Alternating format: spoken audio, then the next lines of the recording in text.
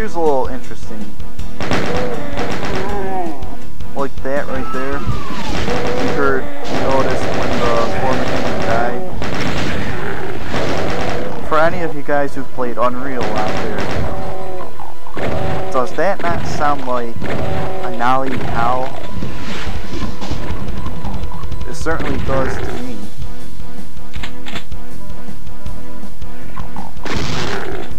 Well, you know, I could probably rephrase that. Does that gnarly cow sound like the former human dying? Like that. Since Unreal came out several years after Doom did. It's just something I find interesting.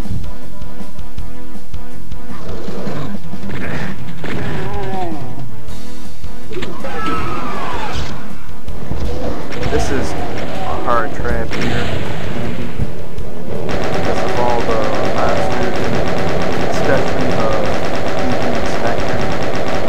You have to really watch what you're doing.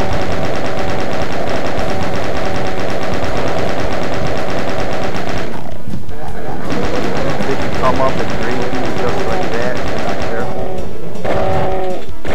But this is the room that I was referring to in the last level. About that trap.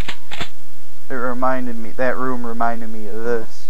Probably because, like I said, the texturing looks pretty much the same. If you look here, the Spectre is actually clipped into the wall, so he's stuck there. Easy kill. We go on to the penultimate level of episode 1.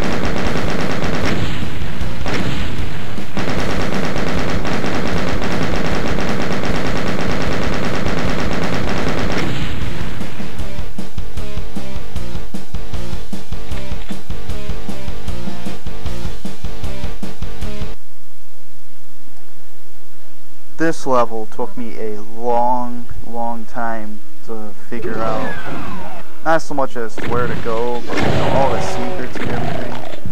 I really did not like this level at all back in the day. I look at it now and no, it's not that bad. I've seen worse levels.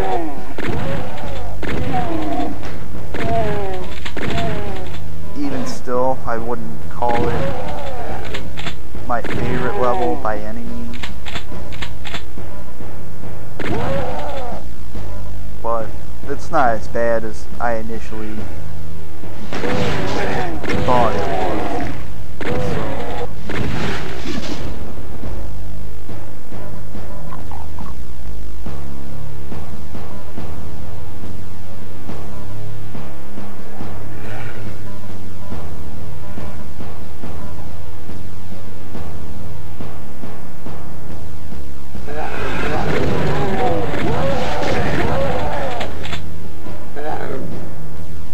This is one of those times where there's just, I really don't have much to talk about here. For me, everything is pretty self-explanatory. Although I'm starting to get kind of beat up here, which is unusual, I guess. Now, this badly usually, but I am certainly having some trouble with this.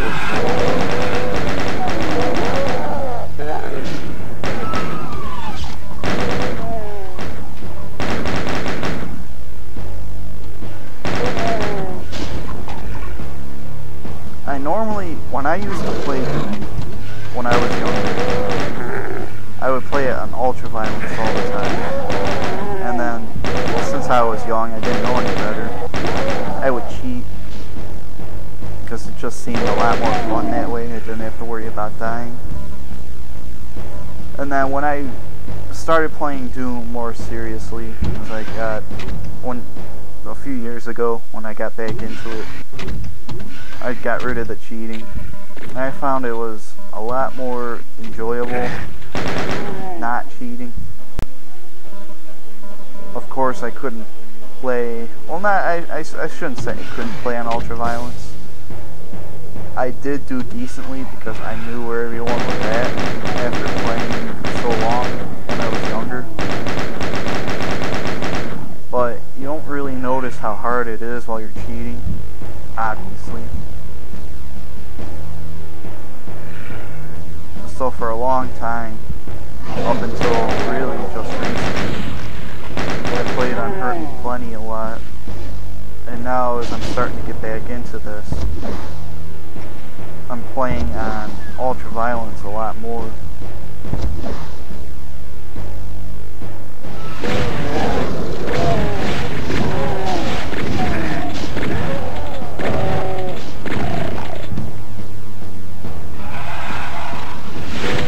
I'm surprised they all activated. I don't recall hearing all of them activate like that before. Oh man, that sucks. Not that I need it, but that usually doesn't happen. Oh well.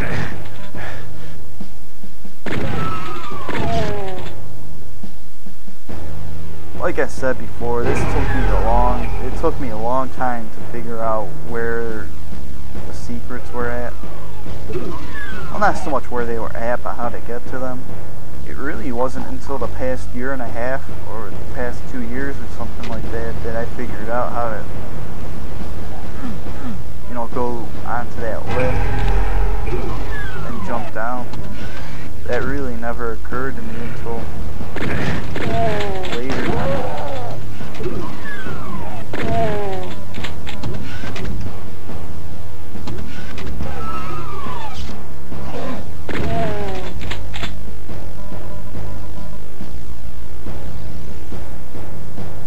They have that pedestal up for a chainsaw, which, I mean, there's nothing wrong with the chainsaw, but at this point in the game,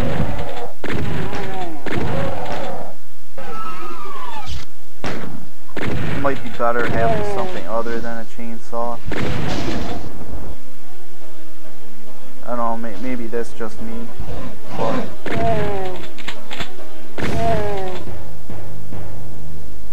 with as many P-Wags as I've played, I'm a little surprised that it's not a trap, the way it's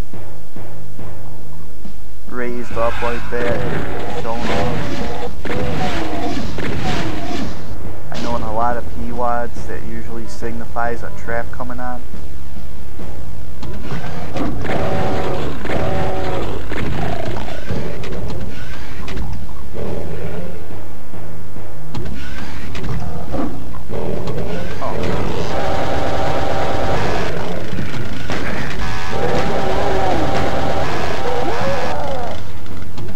Don't use a pistol against the DP to help it.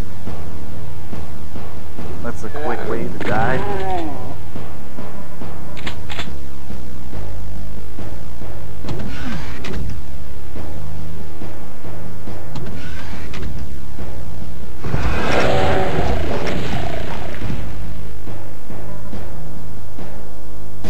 You know, I have to say too, this MIDI really isn't my favorite either. That might be why I don't like the level as much as well, but I was never really a fan of it. It doesn't have that fast-paced action to it, I guess you could say.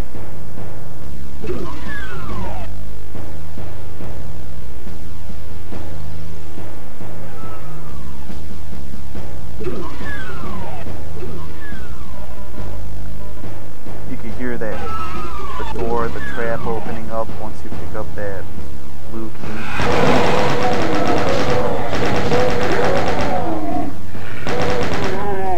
Pretty clever if you don't know what you're listening for. Of course, since I know it, obviously it's not that big of a deal.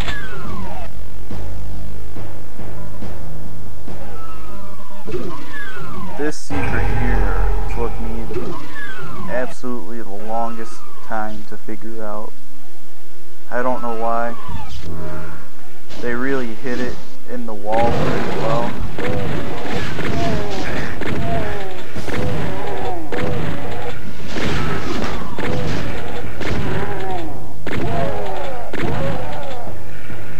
This is good here, clearing out enemies to get to the exit switch right over there.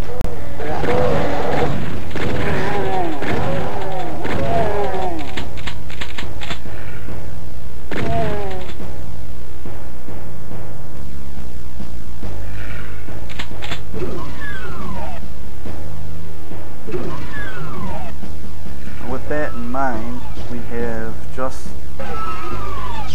I guess it does stand out a little bit. I mean, you could tell right here that it's misaligned. Yeah, I guess it does stand out more than I thought it did. I don't know, maybe I'm just blind. As I was saying, now there's only 6 enemies left. I used to like that trap. One of the more redeeming features of the WOD, well, the level I should say.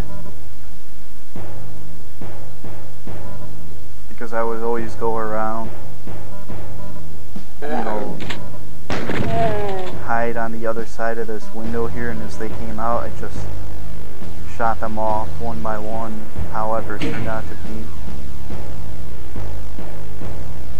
I don't usually do that anymore because it's more convenient to do it the way I did it. But every once in a while I'll go and do that. In any case, here we go to the final level of episode 1.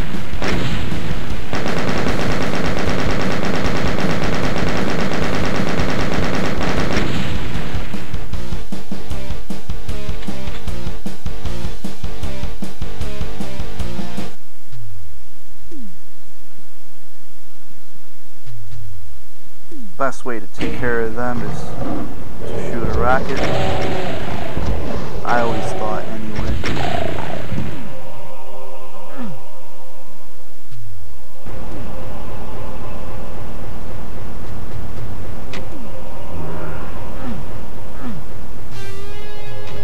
This is an example I was mentioning earlier in one of the previous videos about the OpenGL.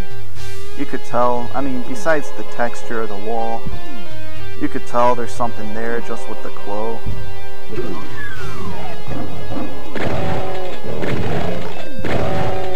But if you've played it enough, I mean, it's not a big deal.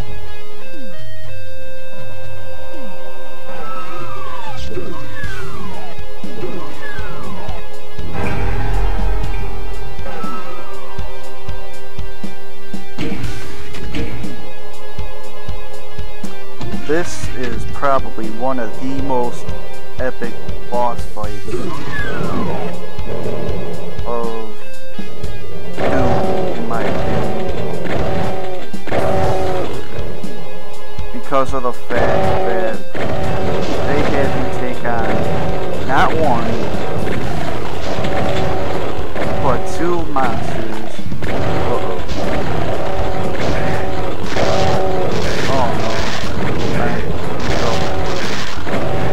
Anyway, they had me take on not one, but 2 of